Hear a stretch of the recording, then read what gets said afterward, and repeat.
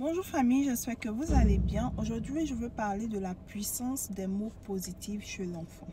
Voilà, vous n'avez pas remarqué que quand vous dites à votre enfant « ne cours pas » ou « ne saute pas dans le fauteuil »,« ne jette pas cela » ou « ne me tape pas », l'enfant a tendance à faire ce que vous lui dites de ne pas faire.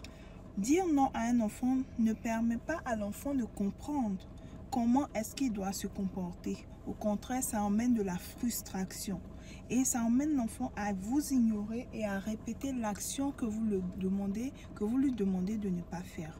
Il faut plutôt rephraser la requête de façon positive. Il faut dire plutôt à l'enfant ce que vous voulez qu'il fasse. S'il te dit par exemple, maman, est-ce que je peux avoir un gâteau? Au lieu de dire, non, tu ne peux pas avoir de gâteau, tu vas plutôt lui dire, tu pourras avoir ton gâteau après le dîner ou tu pourras avoir ton gâteau le lendemain. Tu comprends? Un autre exemple, ne saute pas dans le fauteuil. Tu peux lui dire, le fauteuil est fait pour s'asseoir. Non, tu ne peux pas aller dehors parce qu'il pleut.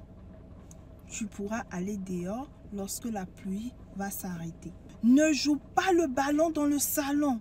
Tu peux lui dire, le ballon est utilisé dehors. Tu peux utiliser le ballon pour jouer dehors, uniquement dehors. Tu peux bien préciser. Arrête de crier, n'écris pas. Tu peux lui dire, peux-tu utiliser ta voix interne s'il te plaît? Ou tu peux lui dire, ta voix blesse mes oreilles.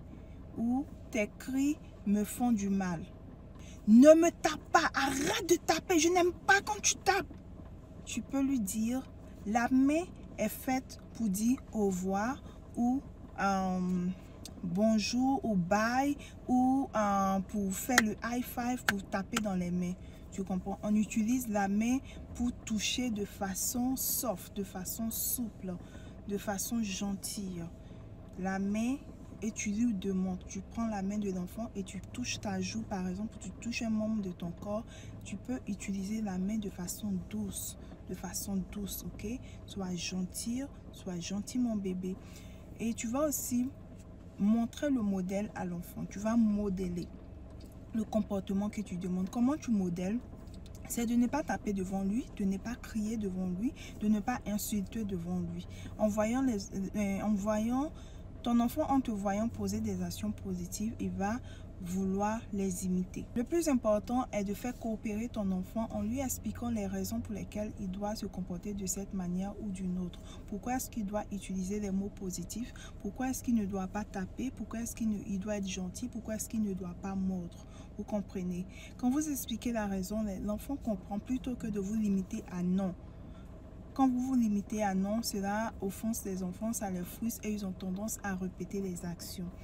C'est le secret que je voulais partager avec vous. J'espère que ça va vous aider. Portez-vous bien. On se retrouve dans une très prochaine vidéo. N'oubliez surtout pas de partager la vidéo si vous avez aimé, liker et puis vous abonner si vous êtes ici pour la première fois. Bye bye.